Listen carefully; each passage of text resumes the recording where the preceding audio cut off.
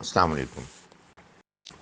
دیکھیے، گزارش یہ ہے کہ اللہ کے دین پیغام سے یہ بات معلوم نہیں ہوتی کہ آپ اگر بیمار پڑیں گے یا آپ کے کاروبار میں کوئی کمی آئے گی یا کوئی اور مسئلہ ہوگا تو آپ ایک خاص قسم کی دعا بار بار پڑھیں گے،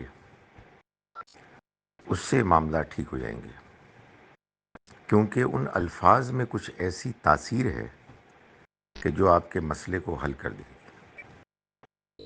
یہ اگر ہماری انڈرسٹینڈنگ ہو جائے تو پھر زندگی کے بارے میں نظریہ کچھ اور بن جائے گا، اس سے مختلف کہ جو ہمیں قرآن نے بتایا ہے۔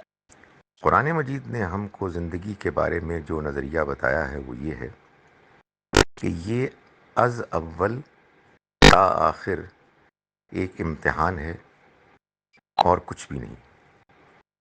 اس امتحان میں ہمیں اچھے حالات بھی ملتے ہیں، ہمیں مشکل حالات بھی ملتے ہیں۔ اچھے حالات میں اللہ تعالیٰ چاہتے ہیں کہ ہم شکر کریں اپنے دل سے، اپنی زبان سے، اور اپنا مال خرچ کر کے اپنے اچھے رویے کے ساتھ دوسروں کے ساتھ حسن سلوک کر کے۔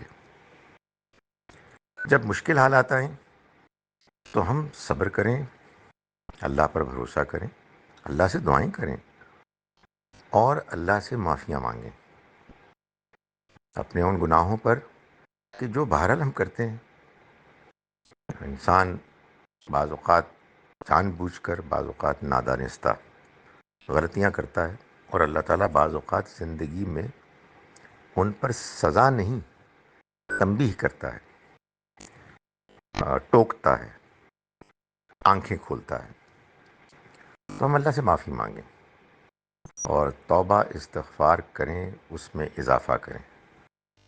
یہی طریقہ ہم کو بتایا گیا ہے۔ نماز باقاعدگی سے پڑھیں اور اللہ تعالیٰ سے خیر کی دعا کریں، اور مشکلات پر قابو پانے کے لیے گزارش کریں اور اپنی غلطیوں کا اعتراف کریں اور اس سے معافی مانگیں، ان غلطیوں پر بھی کہ جان بوجھ کر کی اور جو بے جانے بوجھے نادانستہ ہو گئیں۔